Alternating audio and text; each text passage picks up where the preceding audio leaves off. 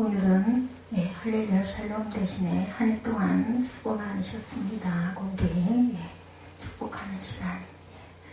오랜만에 참석하신 우리 정바울님 목사님 쪽부터 축복합니다. 할렐루야.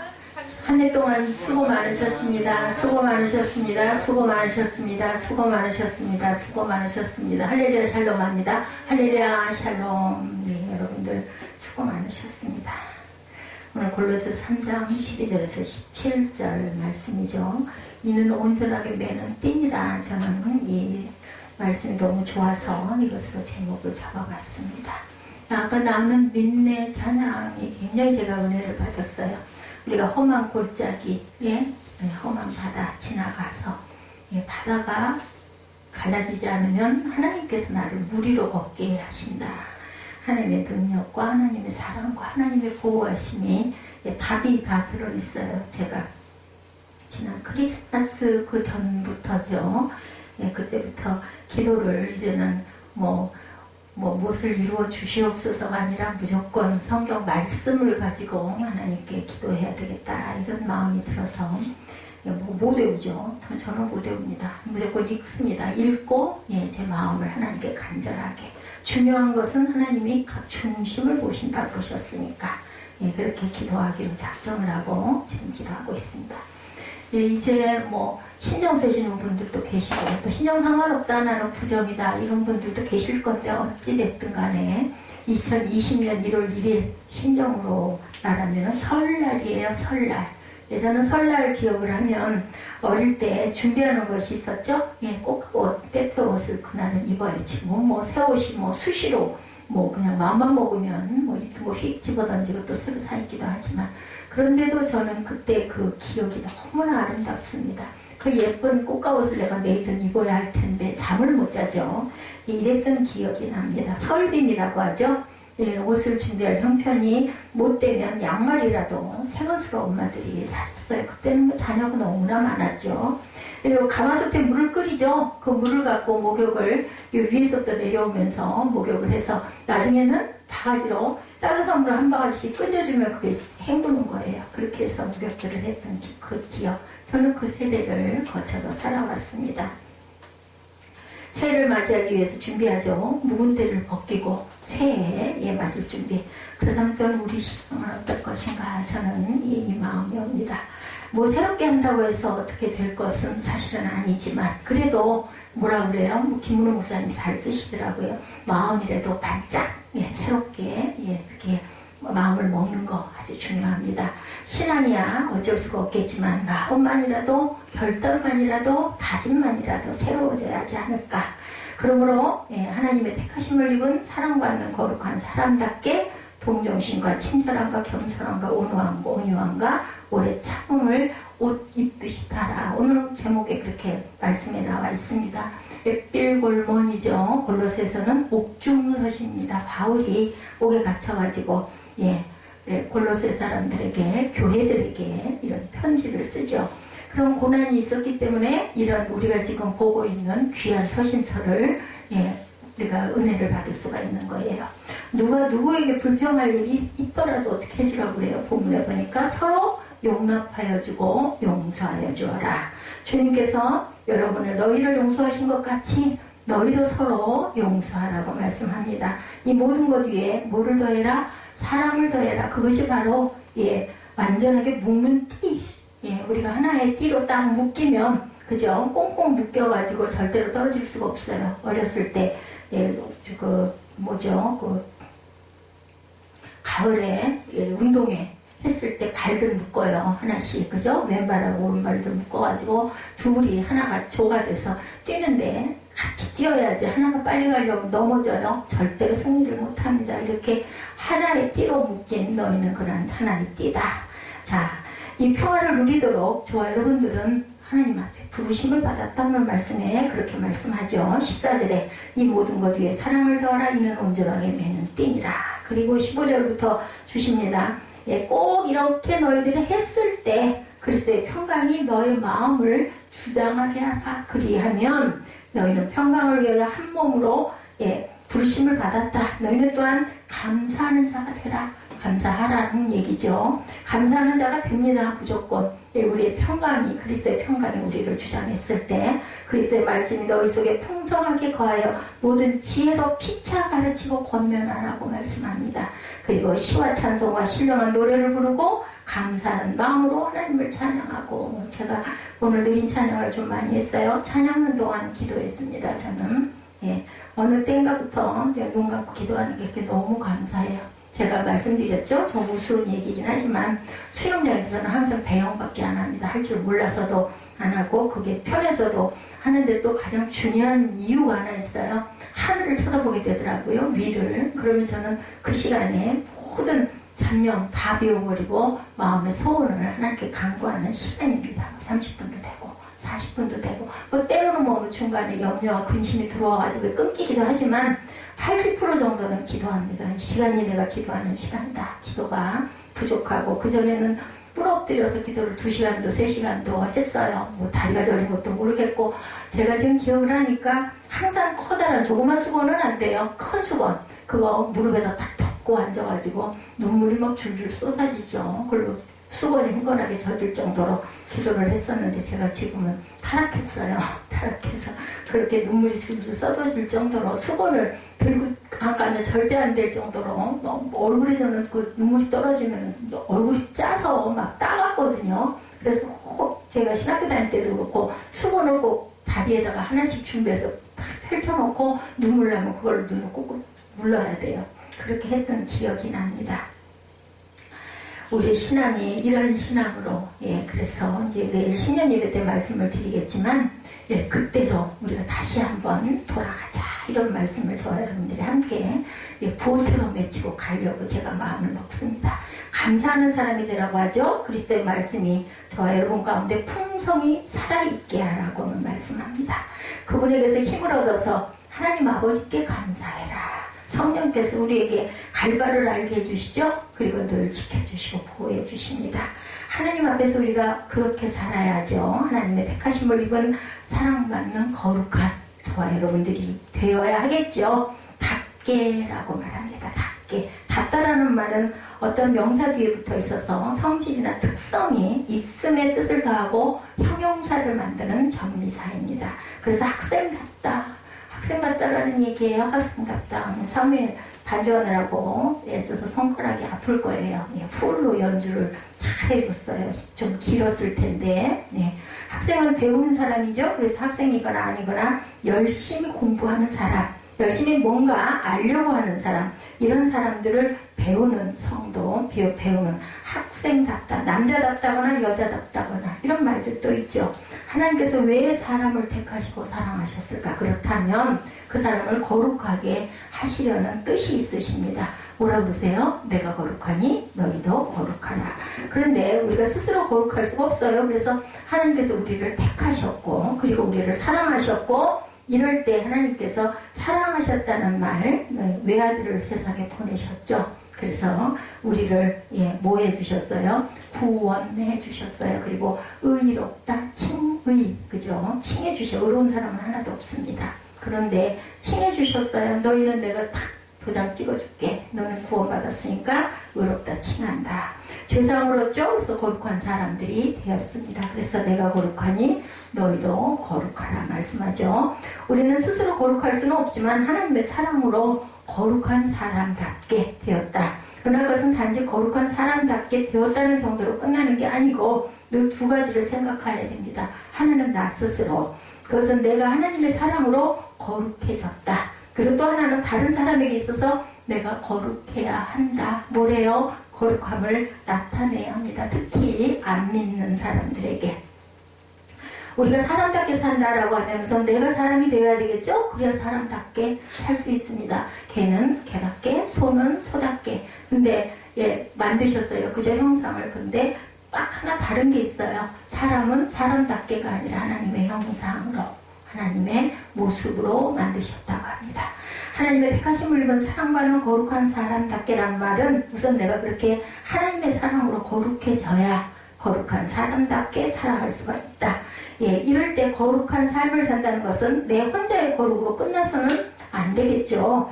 이웃과의 관계에서의 삶, 이럴 때 많은 사람들이 착각을 합니다. 내가 내 삶을 사는데 누가 왜 나한테 뭐라 그러니? 예, 이렇게 물어봐. 내 맘이지, 내 맘이지, 네 맘이니 하죠. 근데 내가 하나님의 택하심을 입은 사랑받는 거룩한 사람이 되었으면 나 역시 하나님의 택하심을 입은 사람으로 살아서, 예, 우리 그 전에 뭐 프리즘 아시죠? 그러니까 다 햇빛에 비치면 막 오색이 너무 이쁘죠. 비춰주는 것은 빛을 받아야 빛을 되돌 수가 있습니다. 그런 사랑으로 하나님께 사랑을 받아서 그 사랑으로 이웃을 대했을 때 하나님의 택하심을 입은 사랑받는 거룩한 사람이 된다는 거죠. 그래서 필요한 것이 오늘 본문은 옷, 예, 새 옷을 입으라고 말합니다.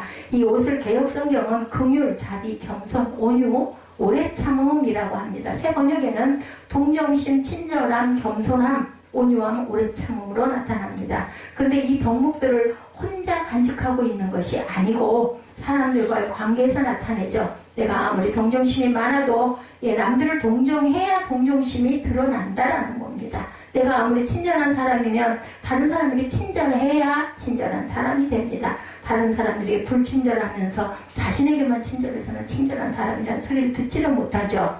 혼자서는 겸손한데 다른 사람을 대할 때 교만하다면 그 사람은 아무도 누구도, 예, 겸손한 사람이라는 말을 하지 않습니다. 혼자서 온유하면서 다른 사람들에게 막 화를 내고 불평을 한다면 그 사람은 온유한 사람이 못 되죠. 예, 그 옷은 바로 그 사람의 겉으로 나타내는 행동도 이렇게 중요하다. 그러다가 행동이 중요하더라도 내면에 긍휼과 자비와 겸손과 온유와 오래 참음이 꼭 있어야 되죠. 그것이 성품이에요. 나타나죠. 예, 자기의 성정이 품겨져 나온다. 성품입니다. 이것이 그 내면에 없으면 결국 겉으로 드러나지도 않고 그렇게 하고 싶어도 할 수가 없게 되죠. 그래서 향싼 종에서 향내나고 생선 싼 종에서 뭐가 나요? 생선 비린내가 난다. 저 사람 뭐 하는 사람인지 대강 보면 알게 됩니다. 아, 저 사람은 선생님 같아, 아니면 저 사람은 학생인가? 이런 생각하죠. 저 사람은 경찰인가? 이런 얘기합니다. 이렇게 보여요. 성경 구체적으로 우리가 어떻게 할 것을 13절에 뭐라고 말씀하세요? 누가 누구에게 불평할 일이 있더라도 서로 영답하여 주고 서로 용서하여 줘라. 맞죠? 주님께서 너희들 용서하신 것 같이 너희도 서로 용서하라. 여기 누가 누구에게 불평할 일이 있더라도예요. 있어요. 누구에게나 다. 그죠? 이 말씀은 어떤 사람에 대해서 불평할 일을 가진 나에게 하신 말씀입니다. 내가 누구에게 불평한 일이 있는데 그런 나에게 그들을 용납해라. 하나님이 용서해 주셨으니까 누구를 보내셔서 독생자를 보내셔서 죽을 목숨인데 살려주셨어요. 저는요, 죽는 게 하나도 두렵지가 않습니다. 왜? 천국이 있기 때문에. 내가 가야 할 곳이 만약에 없다면 매일매일 전전긍긍 겁을 낼 것 같아요. 예, 잠을 못 잘 것 같아. 언제 갈 건가? 나는 완전히 깜깜해지나. 어렸을 때 그 기억이 있다니까요. 죽으면 어떻게 될까? 아무것도 모르게 되겠네. 어우, 싫어. 너무 무서워. 막 이랬던 기억이 있습니다.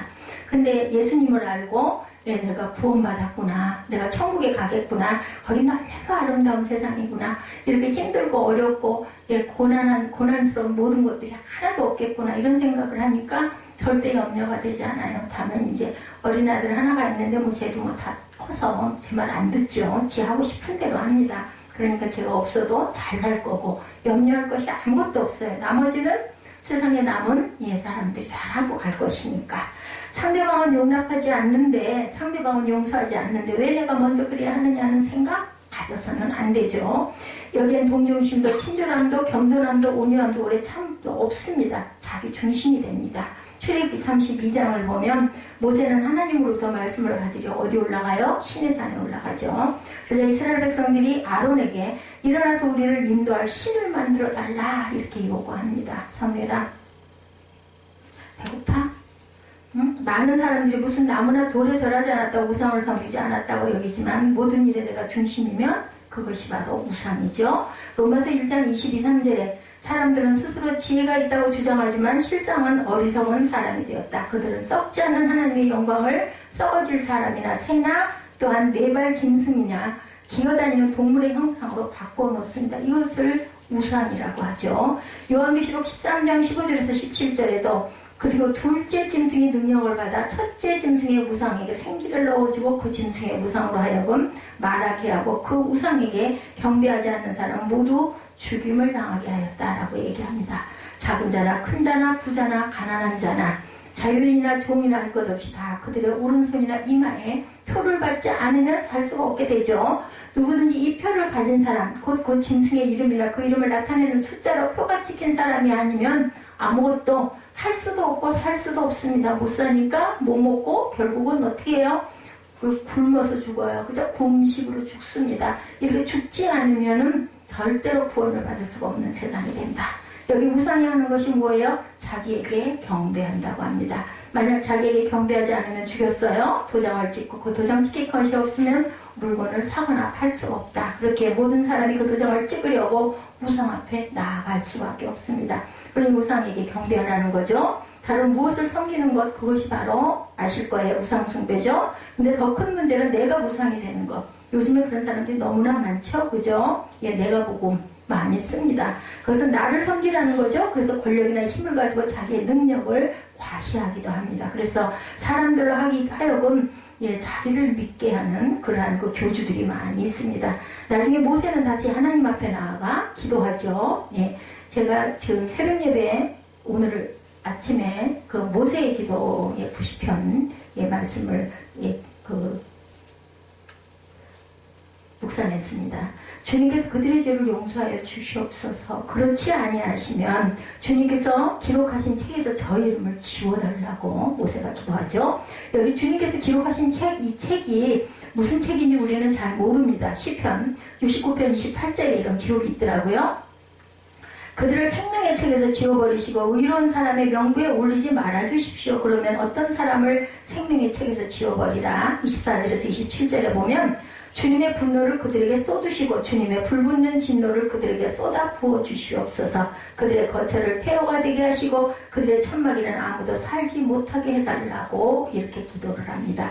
그들은 주님께서 매질하신 사람을 새삼스레 핍박하고 주님께 맞은 그 아픈 상처를 덧쑤시고 다니죠. 그들이 저지른 죄악마다 빠짐없이 벌하셔서 그들이 사면을 받지 못하게 해주십시오. 이렇게 기도합니다. 시편 69편 28절 예, 그 안에 이런 내용이 있습니다. 그리고 28절에 그들을 생명의 책에서 지워버리시고 의로운 사람의 명부에 올리지 말아달라고 기도하죠. 그러니까 그 생명의 책에서 지워지는 사람은 정말 나쁜 사람들, 구원받을 수 없는 사람들, 주님의 불붙는 진노를 쏟아 부어주어야 할 사람들이라는 겁니다. 그렇게 보면 이 책은 생명의 책이죠. 의로운 사람들의 이름이 적힌 명부죠. 요한계시록 20장에서 말씀하신 생명책, 모세는 그런데 그 생명책에서 자신의 이름이 지워져도 좋다라고 얘기하죠. 예, 그러니 모세는 그 백성들을 구원을 받을 수 있다면 자신의 이름 하나는 생명책에 나는 그냥 다 지워버리고 나는 죄를 받아도 좋습니다. 그거죠. 그들은 예, 그것은 그들의 죄를 대신 지겠다는 것입니다. 백성들은 자신들을 위해서 우상을 만들죠. 그래서 하나님의 진노를 받게 됩니다. 그것을 예, 지워주시옵소서. 나는 괜찮습니다. 근데 모세는 그들을 살리려고 자기 생명을 건 거예요. 그죠? 이집트에 있었던 일로 또 홍해를 건넌 광야에 들어와 여러 신의 산까지 오는 동안 이스라엘 자손들이 예, 불평하죠. 그리고 여기까지 어떻게 인도했느냐? 이제는 그들이 우상까지 만들었으니 모세는 하나님 앞에 나아가서 이 백성들에게 벌을 내려달라고 기도해야 하는데 나를 생명책에서 지우시지 않으려면 그들을 살려달라고 기도를 합니다. 예, 자기의 이름을 주님께서 기록하신 책에서 지워달라고 호소하죠. 그렇게 해서 모세는 참으로 굉장한 사람이에요. 어떻게 보면 하나님께 협박을 참 많이 했어요. 이렇게 보면 출애굽기에도 보면 이런 것처럼 우리는 2020년에는 말씀으로 하나님께 예, 당돌하게 기도할 줄 알아야 되겠어요. 뭘 해주옵소서 무슨 이런 거 얘기하시지 말고 말씀 붙들고 이 말씀이 내게 참 은혜가 된다 하면 무조건 붙잡고 기도하십시오. 구약의 말씀을 주신 것도 우리가 하나님 앞에서 바르게 살도록, 그래서 하나님의 은혜와 복을 받고 살도록 하기 위해서 주신 말씀들이죠. 신명기 28장 1, 2절에 보면 당신들이 하나님의 말씀을 귀담아 듣고 내가 오늘 당신들에게 명한 그 모든 명령을 주에 깊게 지키면 주 당신의 하나님이 당신들을 세상의 모든 민족 위에 뛰어나게 하실 것이다 이렇게 말씀했어요. 당신들이 하나님의 말씀에 순종하면 이 모든 복이 당신들에게 찾아와서 당신을 따를 것입니다. 그러면 어떤 사람은 말씀을 지키지 않으면 저주를 내린다고 되어 있는데요 라고 말하는 사람도 있을 거예요. 그러면 어머니가 시장에서 사과 2개를 가져왔어요. 하나는 썩은 사과고 하나는 좋은 사과. 제가 예전에 한번 이런 얘기를 누구에게 했던 기억이 납니다. 그런데 썩은 사과를 먹지 말고 좋은 사과를 먹으라고, 썩은 사과를 먹으면 배가 아플 거라고 말씀하세요. 이럴 때 어머니가 그렇게 말하는 의도는 썩은 사과를 먹으면 배가 아프다라는 거죠. 그러면 또 물어봅니다. 그럼 필요 없는 썩은 사과 가져왔어요. 왜 선악간을 만들어가지고 인류들이 죄를 짓게 만들고 쫓겨나게 만들었어요? 이 얘기와 똑같은 얘기입니다. 차라리 안 가져왔으면은 그거 안 보고 안 먹었을 텐데요. 그쵸? 그러나 썩은 사과가 있다는 것은 그것을 먹지 말아야 한다는 것은 좋은 사과를 먹으라는 강력한 메시지라는 것을 여러분들이 아셔야 됩니다. 사람들이 이것이 안 되는 거예요. 하나님 말씀에 순종하면 복을 받고 살 텐데 하나님 말씀을 어기며 삽니다. 그것은 사도 바울도 고백했죠. 로마서 7장 19절에서 20절에 보면 나는 내가 원하는 선한 일을 하지 않고 도리어 원하지 않는 악한 일을 한다. 내가 해서는 안 되는 일을 하면 그것은 내가 아니라 내 속에 자리를 잡고 있는 죄다. 이렇게 고백을 합니다. 이것이 사람이에요. 우리들이에요. 제 모습이에요. 그래서 바울은 나는 정말 공고한 자라고 얘기하죠. 누가 이 죽음의 몸에서 이 사망에서 건져내랴 이렇게 말합니다. 우리 힘으로 구원을 받을 수가 있을까? 우리 힘으로 죽음의 몸에서 벗어날 수가 있을까? 불가능하죠. 말씀에 순종함으로 복을 받는 것을 알면서도 말씀을 어기고 죄를 받고 복을 받지 못합니다. 그러니 사랑해야 하는 줄 뻔히 알면서도 사랑하지 못할 때가 얼마나 많은지 모르죠. 하나님께서 외아들을 보내셨고 외아들은 이 땅에 오셔서 십자가에서 죽임을 당하심으로 우리의 대속의 제물이 되게 하셨다라는 거죠. 그래서 우리는 예수 그리스도를 믿고 가야 되겠다. 나는 믿네. 이 고백. 험한 파도를, 그죠? 그리고 내가 정말 그 험한 시험의 골짜기들을 거치고 나면 하나님께서 내게 모든 것을 이루어주실 건 믿네. 이 고백이 되셔야 합니다. 예수 믿으면 죄사함 받고 구원을 얻는다는 말씀을 들어도 잘 안 됩니다. 믿는 것 같은데 가끔 보면 또 내가 이상한 짓을 하고 있을 때가 얼마나 많은지 모릅니다. 하나님께 예배드리고 말씀대로 살면 복을 주신다는 것을 알면서도 아이고 왜 예배는 이렇게 길어, 뭐 말씀은 그냥 왜 이렇게 길어, 찬양은 왜 이렇게 길어 이러고 앉아있을 때가 너무나 많죠. 기도하면 어떤 기도는 들어주신다고 하셨는데 뭐 기도해도 아무것도 변하는 것도 없네 이럴 때도 많습니다. 사랑해야 한다는 것을 알면서도 안 됩니다. 밉습니다. 눈이 흘려집니다. 그리고 막 그죠? 억울하고 분하죠. 분노가 자꾸 일어납니다. 성격이 그런가? 아니면 내가 정말 여유가 없나? 가끔가다 이런 생각도 합니다. 저와 여러분 안에 있는 죄가 우리를 주장하기 때문에 누가 와 계세요? 성령이 우리 안에 계십니다. 근데 그 성령이요? 내가 그걸 믿고 사모해야 성령이 일하십니다. 안 그러면 죽으셔요. 너 하고 싶은 대로 네가 하니까 네가 해? 너 잘났잖아. 네가 알아서 해. 그럼 내버려 두신다는 거. 이게 중요해요. 그래서 순종이 제사보다 낫습니다. 제가 말이 좀 빠르죠. 제가 시계를 자꾸 쳐다보면서 전하고 있습니다. 우리가 왜 용납하고 왜 용서해야 된다? 하나님이 예수님을 통해서 그렇게 하셨기 때문에 주님께서 저와 여러분을 용서하신 것 같이 여러분도 서로 용서해야 되겠다. 여러분 저한테 섭섭한 게 있으십니까? 아니면 전도사님한테 섭섭한 게 있으십니까? 아니면 우리 집사님들끼리 마음에 정말 섭섭한 게 있으십니까? 오늘 다 예수의 사랑으로 용서하시고 씻어주시고 이 마음을 깨끗한 새 옷을 입으시기 바랍니다.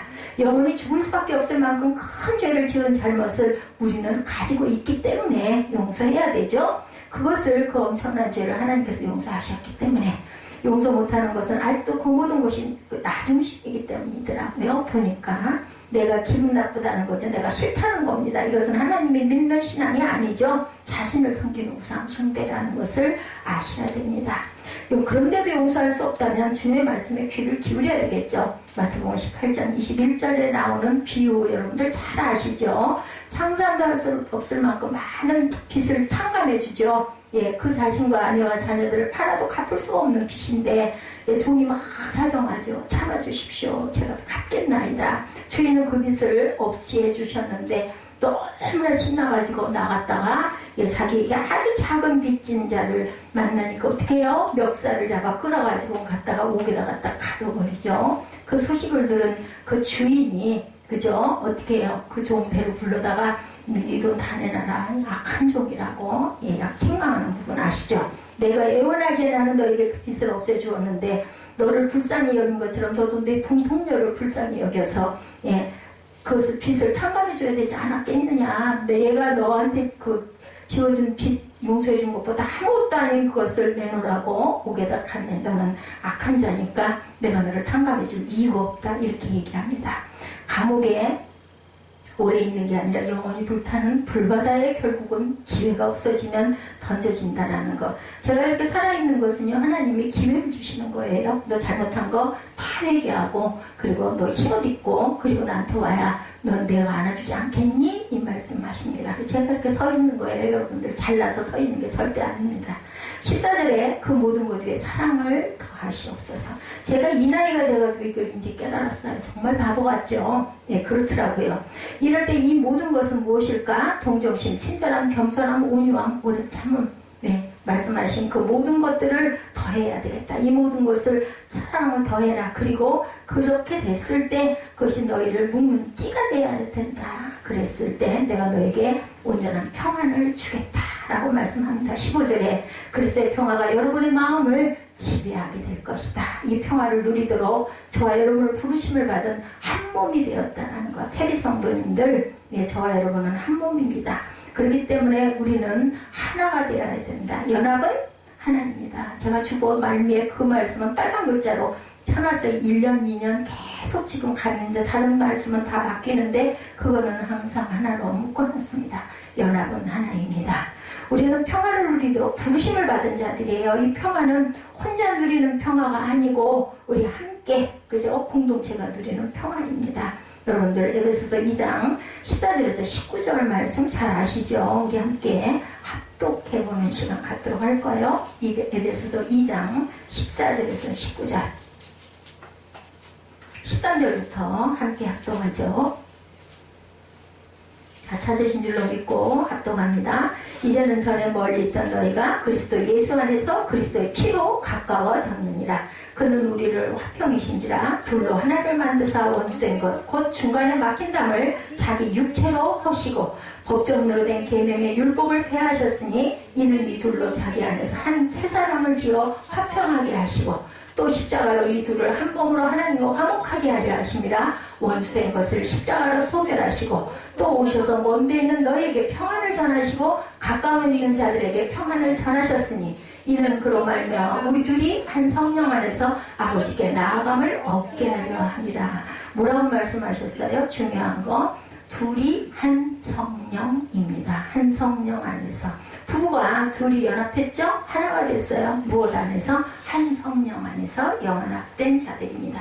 그리스도는 우리의 평화이시죠? 그리스도께서 유대 사람과 이방 사람들이 양쪽으로 갈라져 있는 것을 하나로 만드신 분이십니다. 그분은 유대 사람과 이방 사이를 가르는 담을 자기 몸으로 허무셨어요. 원수된 것을 없애시고 여러 가지 조문으로 된 계명의 율법을 폐하셨습니다. 그분은 이 둘을 자기 안에서 하나의 새 사람으로 만들어 평화를 이루시고 원수된 것을 십자가로 소멸하시고 이 둘을 한 몸으로 만드셔서 하나님과 화해하게 하셨습니다. 그분은 오셔서 멀리 떨어져 있는 여러분들에게 평화를 전하셨고 가까이 있는 사람들에게도 평화를 전하셨죠. 유대 사람들과 이방 사람, 이들은 하나님께 아브라함을 택하실 때부터 원수였어요. 하나님께서 아브라함을 택하신 것은 그런 말미암아 이방 사람들에게 하나님의 복이 넘어가도록 하시기 위해서였습니다. 그런데 선민의식을 가진 유대 사람들이 이방 사람을 사람 취급도 안 했죠. 그때부터 평화가 깨진 겁니다. 그래서 주님이 오신 거예요. 주님께서 그 원수 같은 둘 사이에 막힌 담을 허시죠. 그리고 여러 가지 조문으로 된 계명의 율법을 없애시고 무엇으로? 두 개로. 뭘로? 하나님 사랑 그리고 내 이웃을 사랑하라. 이 말씀으로 딱 10계명을 함축하고 가시죠. 그래서 그들은 그리스도 안에서 평화를 얻게 됩니다. 이럴 때 그 평화는 혼자 느끼는 평화가 절대 아니라는 것. 감사한 마음으로 시와 찬미와 신령한 노래로 저와 여러분이 하나님께 마음을 다하여 찬양할 때 우리가 항상 찬양이 반이고 설교가 반이었는데 오늘 찬양이 아마 조금 더 길었을 겁니다. 예, 2019년 이 말씀대로 우리가 살았나, 막힌 담을 헐었나, 여러분들 헐려고 노력하시고 애쓰신 것 하나님께서 아시고 여러분들에게 원하는 것을 축복하시는 귀한 축복의 시간으로 하나님께서 신령한 노래로 시와 찬미로 하나님께서 응답해 주실 줄 믿습니다. 말이든 행동이든 무엇을 하든 모든 것을 주 예수 그리스도의 이름으로 하고 주님께서 주시는 힘을 얻어서 하나님 아버지께 감사하는 그러한 새해가 되시는 헌옷을 벗어버리시고 새 옷을 입으시는 때때옷, 엄마가 어렸을 때 머리맡에 놔두신 그 때때옷을 그리스도 예수께서 저와 여러분에게 영으로 입혀주실 줄 믿습니다. 베드로전서 4장 7절 만물의 마지막이 가까웠으니 그러므로 너희는 뭐라고 그러세요? 정신을 차리라 그러세요. 근신하고 깨어서 기도하라. 8절에 이거 찾으실 수 있으면 베드로전서 4장 7절에서 11절 말씀 우리 합독하시고 우리 결단하는 시간 갖도록 하죠.